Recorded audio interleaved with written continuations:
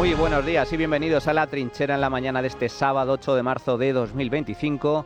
Son las 8:18, las 7:18 en las Islas Canarias, y antes de comenzar a repasar las principales noticias, os recordamos que nos gusta escuchar vuestras opiniones. Vuestras opiniones son la esencia de este programa. Hoy preguntamos, ¿qué pasará tras la cesión de fronteras e inmigración a Cataluña?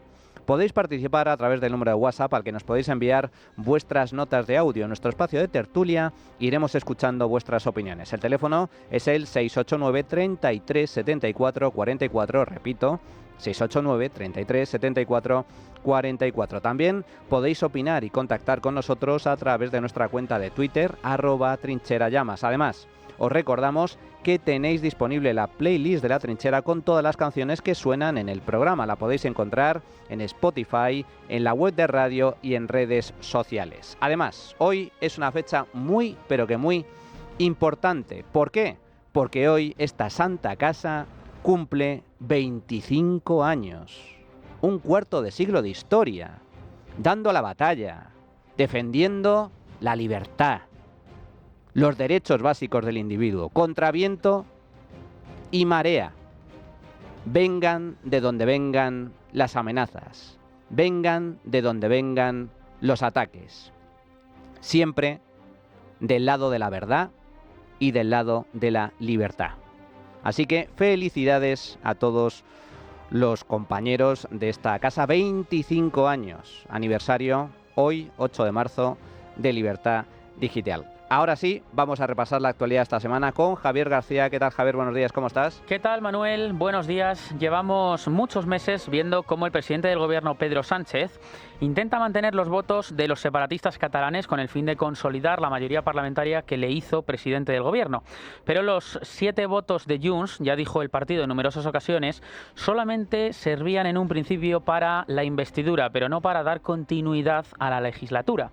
En palabras de su portavoz, Míriam Nogueras, cada voto de Junts había que trabajarlo y había que negociarlo hasta el final. Es por ello que Pedro Sánchez ha tratado en estos últimos meses y en estas últimas semanas a los de Puigdemont con cierta preferencia respecto al resto de sus socios.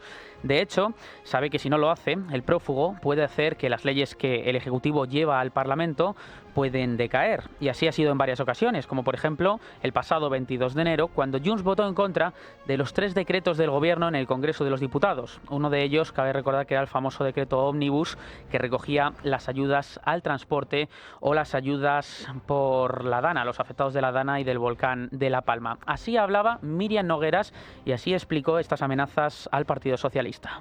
Con nosotros no tienen la suerte porque no les funcionará. Que mientras ustedes no cumplan, no cuenten con Junts. Lo que pase hoy será fruto de la negligencia y la falta de seriedad del PSOE. Con nosotros el chantaje y la presión no tienen efectos. Con nosotros lo que funciona es la negociación y sobre todo el cumplimiento de los acuerdos. Porque no tienen mayoría y tienen que dejar de actuar como si la tuvieran. El PSOE tiene que dejar de hacer el trilero y el resto tienen que dejar de votar sí a todo como si nada. Han de deixar de votar sí a tot a canvi de res. Así se pronunció hace unos días Míriam Nogueras en el Congreso. Exigía negociación con el PSOE, eso sí, negociaciones que favorecieran a Cataluña. El Gobierno y su socio preferente entraron en crisis, incluso el prófugo intentó obligar a Pedro Sánchez a que se sometiese a una cuestión de confianza, algo a lo que Moncloa se negó e incluso mandó a Bélgica hace pocos días a Santos Cerdán. También estuvo Zapatero para reunirse con Puigdemont y avanzar con las negociaciones. Finalmente la formación Junts retiró la propuesta de la cuestión de confianza, aunque se desconocía exactamente qué cesión podía haber por detrás, porque los de Puigdemont no hacen nada si no sacan nada en su beneficio. Y es así como hemos llegado ya a esta semana. El pasado lunes conocimos que el Partido Socialista y Junts firmaron un acuerdo para la transferencia de las competencias migratorias a la Generalidad de Cataluña. Uno de los aspectos más destacados de este acuerdo es la presencia de los Mossos d'Esquadra en los puestos fronterizos de la comunidad. La Generalidad se va a convertir en la ventanilla única para la concesión de autorizaciones de estancia de larga duración, residencia temporal y residencia de larga duración en Cataluña. Una vez más, al igual que sucedió con la ley de amnistía, Algo que era completamente para el gobierno inconstitucional, ya no solamente es constitucional, sino que además, según afirma Pedro Sánchez y el Gobierno de España, es bueno para nuestro país. Elma Saiz, ministra de Seguridad Social y Migraciones, desde el Ejecutivo, así lo explicó, intentan defender esta cesión. Hablan, atención, de delegación de competencias en lugar de cesión o de transferencia de competencias. No se cede el control de fronteras. Los Mossos d'Esquadra estarán y actuarán en fronteras en el marco de aplicación de las competencias de esta ley, en colaboración y en coordinación con el resto de fuerzas y cuerpos de seguridad del Estado. Quiero ser muy clara, insisto, nos entendemos, pero nos entendemos leyendo de lo que estamos hablando, esta delegación de competencias. Delegación de competencias, no solamente lo dijeron los ministros una vez, este ha sido durante toda la semana el argumentario para intentar convencer a todos los españoles. Los periodistas en la rueda de prensa fue de los términos que más escucharon. Mucho cuidado con el lenguaje. Estamos hablando de una delegación de competencias muy exquisita con el lenguaje. Estamos hablando de una delegación de competencias. La posibilidad de esa delegación de competencias. De delegación de competencias en materia de inmigración. De lo que estamos hablando es de una delegación. Estamos hablando de esta delegación de competencias. Se detalla precisamente esa delegación de competencias, absolutamente habitual en una delegación de competencias, no de cesión, sino que es una delegación de competencias. Viene una responsabilidad en esta delegación de competencias. Esta delegación de competencias. El Gobierno asegura que se pueden delegar las competencias en inmigración, pero la realidad es que el Tribunal Constitucional dejó claro ya en el año 2010, en una sentencia, que la inmigración es una competencia exclusiva del Estado. De hecho, el propio presidente del Gobierno lo sabía y lo sabe, porque justamente hace un año, en una entrevista en Radio Nacional, también decía lo mismo, no solamente Pedro Sánchez, sino Pilar Alegría. Escuchamos a los dos. Respecto a la migración irregular, el artículo 149 de nuestra Constitución es bastante claro, está taxativo. Es la Administración General del Estado, es el Estado en su conjunto quien tiene esas competencias. Eso no se puede transferir a la Generalitat. Eso no se puede transferir. La competencia en materia de fronteras y en materia de inmigración ilegal son competencias exclusivas del Estado. Y por si no queda claro, el ministro del Interior, Fernando Grande Marlaska, el 18 de septiembre de 2024 lo dejó muchísimo más claro en sede parlamentaria. Hablaba de transferir, incluso de delegar, no se podía. Tanto el control de fronteras como el control de los flujos de migración irregular son competencia exclusiva del Estado y del Gobierno central, por lo que no son susceptibles de ser transferidos o delegados. Lo que antes no se podía, ahora sí. Desde Junts saben que la competencia es de los Estados y por eso no han dudado en mostrar una plena satisfacción con esta nueva cesión que el Gobierno de España les hace a ellos, con el principal objetivo de Junts, que es avanzar hacia construir un futuro Estado catalán. Miriam Nogueras esta semana así lo explicó en Televisión Española. Creo que es el mayor traspaso, delegación de poder que se ha hecho. De hecho, son funciones que ejercen los Estados, por lo tanto, la satisfacción es máxima. Bueno, pues vamos a ver concretamente qué consiste este acuerdo firmado entre Gobierno y Junts, las claves de esta ley orgánica. Rubén Fernández, ¿qué tal? Buenos días. Buenos días. La norma fue registrada por PSOE y Junts el pasado martes en el Congreso y ahora le queda la tramitación parlamentaria. Entre las novedades, los Mossos d'Esquadra, la Policía Autonómica de Cataluña, se incorporará al control de fronteras junto a la Policía Nacional y la Guardia Civil. Esto incluye la seguridad en puertos y aeropuertos, aunque, según el Gobierno, actuarán en coordinación con el resto de cuerpos de seguridad.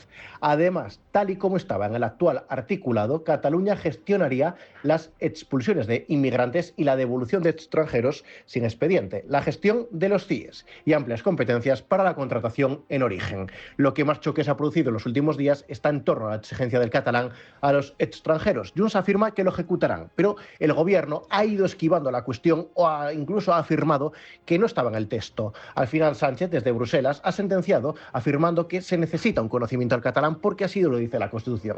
La frase, la verdad es que tergiversa la Carta Magna, porque el deber de conocerla y el derecho a usarla está en el artículo 3.1 y solo referido al castellano. La verdad es que esta proposición de ley no ha sido sometida a los informes del Consejo de Estado ni del Poder Judicial, ya que se ha registrado en el Congreso por parte de los grupos en vez de un proyecto de ley que parte del Gobierno, aunque la verdad es que los ministerios han sido los que han estado involucrados en la negociación de este texto.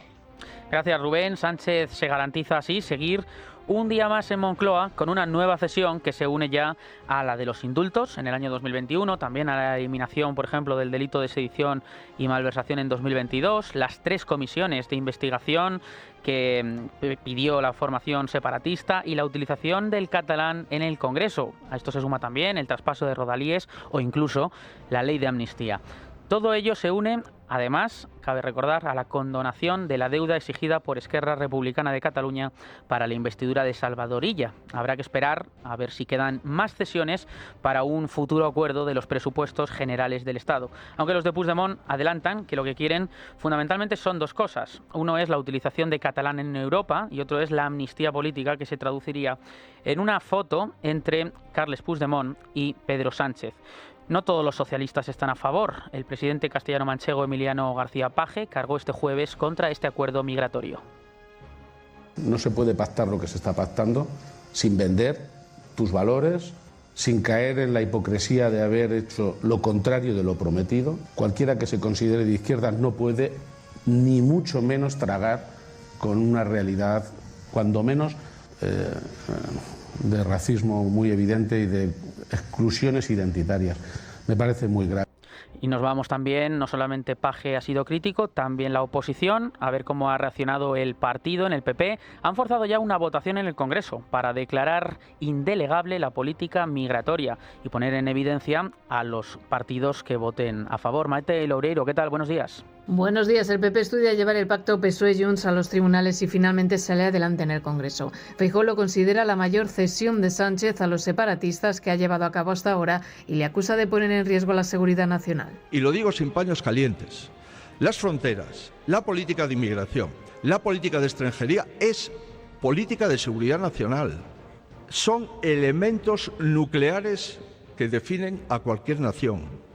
Por tanto, lo que se está comprometiendo es la seguridad nacional para que el actual presidente del Gobierno siga siendo presidente del Gobierno. El partido ha emprendido de momento una ofensiva parlamentaria y ha pedido la comparecencia en el Congreso de Fernando Grande Marlaska, de la directora de la Guardia Civil y del director de la Policía para que expliquen este acuerdo, dado que el ministro del Interior ni siquiera se ha pronunciado todavía.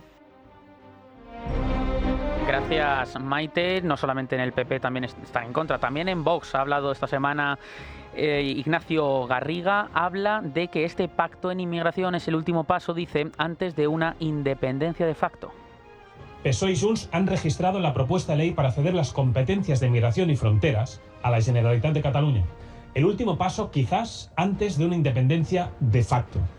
Si no lo remediamos, cuando Sánchez acabe la legislatura, no quedará absolutamente nada de España. Bueno, pues nos vamos hasta Cataluña precisamente para analizar este traspaso, cesión, delegación de competencias, como lo quieran llamar. La cuestión es que finalmente será la Generalidad la que gestione algo tan importante como las políticas migratorias y la política de control de fronteras, algo que hasta ahora estaba única, exclusivamente en manos del Gobierno central. Lo analizamos con nuestro compañero Pablo Planas. ¿Qué tal, Pablo? Buenos días, ¿cómo estás? Hola, buenos días, Manuel. Bueno, están exultantes en Junts, están pletóricos. ¿Es la mayor cesión, el mayor éxito que ha tenido Junts hasta el momento, después de la ley de amnistía? Sí, si descontamos o si dejamos aparte las cesiones económicas, digamos, y la creación de una agencia tributaria catalana, esto es un logro mayúsculo. Es decir, esto pasa por delante incluso Cataluña del País Vasco, que todavía no tiene estas competencias transferidas. Seguramente las tendrá cuando se materialicen en Cataluña. Así lo dijo además Puigdemont. Esto normalmente son competencias que ejercen los estados, dijo, y nos prepara para un futuro como Cataluña como nación. Entonces, es algo tan relevante que Esquerra no ha podido criticarlo, sino que se ha tenido que sumar a las felicitaciones en el independentismo. Aquí se están ofreciendo, se están dando, se están regalando a Cataluña las herramientas para que ya no necesite pedir la autodeterminación. Ya tendrá una hacienda propia, es decir, todos los ingresos fiscales, más la condonación de la deuda y después pues el control de fronteras y la posibilidad de decidir en el territorio, en la región de Cataluña, a qué inmigrantes echa y quiénes se quedan. Y después otra cosa muy grave, Manuel, y es que consideran que los ciudadanos españoles no nacidos en Cataluña también serán inmigrantes.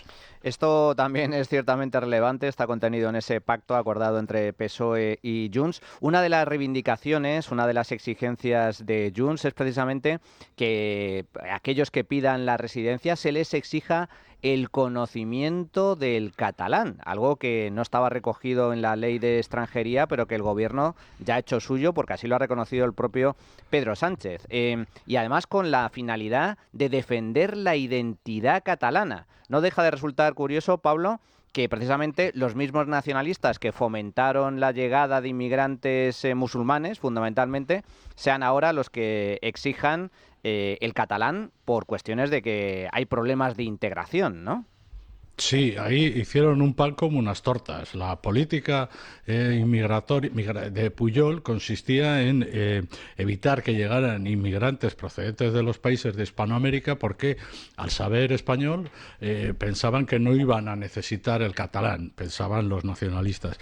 En cambio, si traían inmigrantes del norte de África, creyeron que podrían convencerles de que en realidad lo que se hablaba en Cataluña era el catalán y solo el catalán y que el español era residual. Bueno, pues eso se ha materializado con un porcentaje de población del norte de África pues extraordinariamente más elevado que en el resto de España. ¿Y eso qué ha comportado? Pues ha comportado, entre otras cosas, que Cataluña sea la región española en la que más operaciones antiyihadistas se llevan a cabo, antiterroristas se llevan a cabo. Ayer mismo trascendió la detención de 10 pakistaníes en Barcelona que ya estaban seleccionando víctimas para decapitarlas. Entonces, ahora quieren revertir eso y lo quieren revertir por la vía de imponer el catalán y por la vía de las expulsiones de toda esta gente que ellos mismos invitaron a venir para que no se les llenara el territorio, que dicen ellos, de personas que sabían hablar perfectamente español. Pablo, última cuestión. ¿Qué será lo siguiente? Ya tienen el tema de la inmigración, ya tienen el control de fronteras. ¿Cuáles crees que van a ser los siguientes pasos, las siguientes exigencias por parte de los de Puigdemont? Bueno, aquí hay una cuestión de patrimonio del Estado, es decir, hay un montón de edificios que son de titularidad del Estado, es decir, de titularidad de todos los españoles, y que tanto Esquerra como Junts y Esquerra pretenden que pasen a ser de titularidad de la Generalidad. Me refiero a edificios emblemáticos, por ejemplo, como la Jefatura Superior de Policía de la Vía Layetana, el cuartel del Bruc y también otras infraestructuras, ¿no? Es decir, la gestión, el control de los puertos y aeropuertos. Ahora van a controlar la seguridad, pero quieren la titularidad de esas infraestructuras consideradas críticas. Yo creo que es lo que queda. Pues Pablo Planas, como siempre, un auténtico placer el poder contar contigo, con tu análisis y tu opinión. Muchas gracias, un abrazo. Gracias a vosotros. Por cierto, Manuel, el sí de Junts trae consigo el no de Podemos y puede hacerlo en esos términos tan contundentes porque la iniciativa tiene que ser aprobada en el Congreso y los diputados morados tienen la capacidad de tumbar la propuesta tanto si se abstienen como si se alinean junto a PP, Vox y UPN. A efectos prácticos daría lo mismo cualquiera de esas dos opciones porque todo está supeditado a que Podemos vote a favor. Fuentes del partido no dan precisamente pie a que eso vaya a suceder y han asegurado tajantemente en estos días que no van a votar a favor. Sin embargo, Junts, Miriam Nogueras, ha afirmado que, bueno, insiste a Yone Belarra en que lean bien la propuesta y creen que finalmente votarán a favor. Veremos. Y hoy es 8 de marzo, se cumplen 50 años de la declaración oficial del Día Internacional de la Mujer. Por cuarto año consecutivo, el feminismo va a marchar dividido en localidades de toda España, entre ellas Madrid, donde se refleja la brecha que atraviesa el movimiento. y en la que volverá a haber 2 manifestaciones convocadas. A estas confrontaciones se suman las rebajas de penas, las excarcelaciones a condenados por delitos sexuales tras la entrada en vigor del sí es sí, la última hace unos pocos días a miembros de la Manada, que se les rebajó la pena en 1 año, de 15 a 14 años, y también se producen después de que varios miembros de la izquierda y de la extrema izquierda hayan sido acusados de presuntos casos de acoso sexual, como Errejón o como Juan Carlos Monedero. Además, estamos también muy pendientes del tiempo porque se esperan lluvias en prácticamente todo España y veremos a ver esto cómo afecta a las manifestaciones. Adrián Pajares, ¿qué tal? Buenos días. Buenos días, Javier. Como bien dices, este año se cumplen 50 años desde que la ONU declaró oficialmente esta jornada de reivindicación por los derechos de las mujeres, pero las feministas guardan silencio sobre los escándalos sexuales que acechan a la izquierda. Hay que recordar la rebaja de penas por la ley de solo sí es sí de Irene Montero, que según los últimos datos ya ha beneficiado a más de 1.400 presos, los últimos 2 miembros de la Manada que han conseguido reducir 1 año de prisión a sus condenas. Eso sí, los últimos datos aportados por el gobierno datan de 2023 y no han publicado más cifras en este último año y medio. Escuchamos al alcalde de Madrid, José Luis Martínez Almeida, que se pregunta con quién irá acompañado el PSOE, Podemos y Sumar en la manifestación de hoy. Tengo franca curiosidad por saber por quién van a ir acompañados. Por los de la Manada que han visto rebajadas sus penas por la ley del sí es sí, como consecuencia de la ley del sí es sí, ¿les van a pedir que la acompañen a esa manifestación? ¿Van a pedir que les acompañe a esa manifestación Jessica? ¿Van a querer ir con Jessica a la manifestación del 8M a reivindicar la igualdad? ¿O le van a pedir también que vaya Monedero, Errejón y Pablo Iglesias como ejemplos de lo que debe ser la política de igualdad impulsada por el Gobierno? El Gobierno más feminista de la historia no debería ni mencionar el 8 de marzo. Si tuviera un mínimo de decoro y de respeto a las mujeres, el gobierno más feminista de la historia no debería ni mencionar la manifestación del 8 de marzo y debería dejar de utilizar a las mujeres como arma de confrontación política.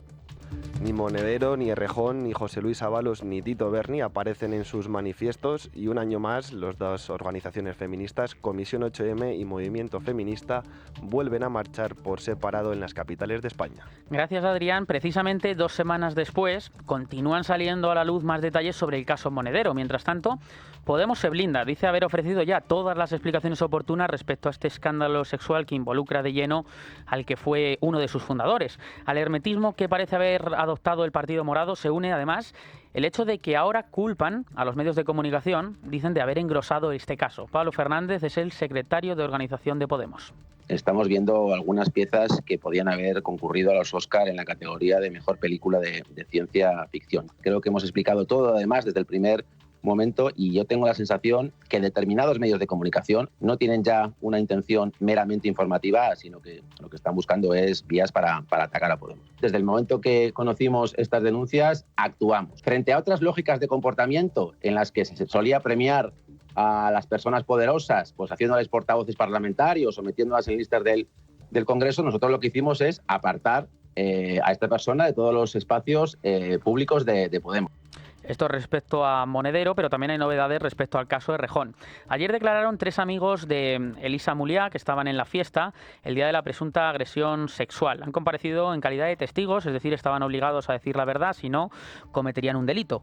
El padre de la actriz, que también estuvo, aseguró que la noche en la que se produjeron los hechos, su hija había bebido y no actuaba como si tuviera sus facultades intactas. Cabe recordar que hablaron por teléfono cuando ella ya estaba en el coche después de acudir a aquella fiesta. También prestó declaración Fernando, uno de los presentes en la fiesta donde acudió Muliá con Errejón y que, según la declaración de la víctima, estaba bailando con ella en el momento en el que el político la agarró supuestamente del brazo, la llevó a la habitación donde se produjo la presunta agresión sexual. Según manifestaciones de la defensa, a las puertas de los juzgados, al término ayer de esta sesión, no aportó mucho la declaración de Fernando para confirmar esta afirmación de Elisa Muliá, porque señaló que había bebido y que no se acordaba. También testificó el hermano de la actriz y una amiga con la que comentó lo ocurrido después de los hechos. Escuchamos al abogado de Elisa Muliá. Bueno, ha declarado Fernando, el testigo que estaba en la noche que ocurrieron los hechos, en la fiesta. No recuerda mucho, ha manifestado que no recordaba casi nada prácticamente. Ha confirmado lo que ya se sabía, que estaba bebiendo, que había una fiesta, que él estaba bastante borracho y no ha podido dar más luz al tema más que eso. Luego ha declarado Inés, que es una testigo de referencia que efectivamente ha corroborado bastante la versión de Elisa. Y por último, los familiares de Elisa, Ignacio, su padre y su hermano. Su hermano ha confirmado que ha sido un testigo de referencia lo que contó y relató al día siguiente y que estaba resacosa. Y el padre ha sido rotundo, sobre todo con el elemento más importante, que es la llamada. En esa llamada dice que nota a su hija con una ausencia, que efectivamente cuando llega a su casa sigue con esa ausencia, que era evidente el estado de embriaguez o de lo que estuviera, y que efectivamente pues que no daba una sintomatología clara de que estuviera en sus capacidades normales en ese momento, cuando ocurrieron esos hechos. El juez ha estimado procedente tomar declaración a 2 testigos más, que ahora mismo están en Australia, se harán por videoconferencia, y se van a ratificar los informes periciales también, y ya está, y ahí se cerrará la instrucción. Todo ello se produce, por cierto, Manuel, mientras la actriz, esto hay que recordarlo, ha lanzado un crowdfunding para conseguir fondos para su defensa frente a Íñigo Errejón. Mulía lanzó la campaña a través de sus redes sociales y, bueno, aseguró que cualquier ayuda que reciba será bien recibida. Bueno, pues estos son los que daban lecciones de feminismo, de defensa de las mujeres, de la hermana Yo sí te creo. Estos mismos, los podemitas, los sumaritas, los socialistas. Esta gente, esta gentuza, son los que daban lecciones y los que han machacado, criminalizado al hombre por el mero hecho de ser hombre. Hay declaraciones pasmosas diciendo que todos los hombres somos potenciales violadores. Estos mismos, los que ahora están siendo enjuiciados, están siendo investigados y están siendo denunciados por determinados comportamientos. En el caso de Errejón, por algo tan grave como agresión sexual. Que yo, sinceramente, viendo el testimonio de la denunciante, si eso es agresión sexual, pues, en fin. Pero claro, estamos en un país en el que la izquierda ha llevado el tema del feminismo hasta la locura máxima. Hasta tal punto es así que un pico, el pico de Rubiales en medio de la celebración por haber ganado el campeonato de fútbol femenino, ha sido condenado. Más de 10.000 euros de multa por un pico. Y aquí el escándalo es que le llamen guapa a la vicepresidenta del gobierno, o que haya cánticos universitarios por parte de unos jóvenes en un colegio mayor. Esos son los grandes escándalos. Y mientras tanto, las violaciones aumentan, las agresiones aumentan, los abusos, los robos, los ataques a las mujeres, la inseguridad en las calles se dispara como nunca en este país. Las tonterías le dan importancia, lo relevante no le dan ninguna. Este es el gobierno más feminista de la historia, dicen. Pues bien, el gobierno más feminista de la historia ha hecho que las mujeres se sientan más inseguras que nunca. Y encima, desde el gobierno se beneficie, como se ha beneficiado, a violadores, agresores, pederastas, mediante la reducción de penas y excarcelaciones. ¡Qué vergüenza! Y luego salís a la calle a gritar ¿qué? A manifestaros ¿por qué? Si habéis sido el mayor desastre y la mayor desgracia para las mujeres de este país. Y esta semana no ha habido sesión de control al Gobierno en el Congreso porque a principios de mes, el primer miércoles de mes, no suele haber sesión de control, pero sí que ha habido comisiones de investigación en el Congreso de los Diputados. El expresidente del Gobierno, Mariano Rajoy, y el exministro del Interior, Jorge Fernández Díaz, comparecieron el miércoles en la Comisión de Investigación del Congreso sobre la denominada Operación Cataluña. Es la supuesta trama parapolicial que habría sido diseñada durante el gobierno de Rajoy, cuya finalidad habría sido obtener información sobre los líderes independentistas catalanes. También sobre la formación morada, sobre Podemos. Rajoy defendió la actuación de su gobierno con la aplicación del 155 en Cataluña tras el proceso ilegal de independencia del 1 de octubre. Además, aseguró no tener ningún conocimiento de la existencia de ninguna operación Cataluña, de ninguna trama parapolicial y tampoco del espionaje a los parlamentarios de Podemos. Leticia Barquín, ¿qué tal? Buenos días. Buenos días. El expresidente del Gobierno, Mariano Rajoy, aseguró que nunca tuvo conocimiento de una trama parapolicial destinada a investigar a políticos independentistas. No tengo conocimiento de la existencia de ninguna operación Cataluña, pero sí de las actuaciones llevadas a cabo vulnerando la ley y la Constitución por algunos gobernantes y dirigentes políticos. Uno de los momentos más tensos de la sesión se produjo en el turno de preguntas del Partido Socialista. Rajoy les recriminó haber permitido que se conforme esta comisión de investigación a cambio de los 7 votos de Junts. Por 7 votos, ¿cuántas cosas se pueden hacer? ¿Cuántos insultos? ¿Cuántas mentiras? ¿Cuántas ignominias por 7 votos? Espero que al menos no desguacen el Estado. Rajoy se centró en defender la actuación de su gobierno con la aplicación del 155 en Cataluña tras el proceso ilegal de independencia, al tiempo que incomodó al dirigente de Esquerra, Gabriel Rufián, recordándole el tuit que le dedicó a Puigdemont, acusándole de venderse por 155 monedas de plata. Pues yo, señor Rufián, podría hablarle a usted de Judas Iscariote. ¿Sabe quién es Judas Iscariote?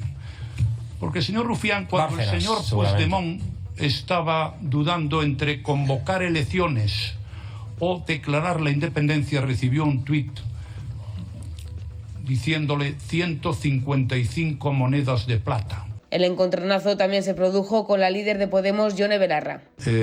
Si yo creo que son tontos, con su permiso no voy a responder a esa pregunta porque tampoco se trata de generar aquí un mal ambiente. Rajoy solicitó a Pedro Sánchez la convocatoria de elecciones porque, según él, así no se puede seguir, en referencia a las cesiones al separatismo.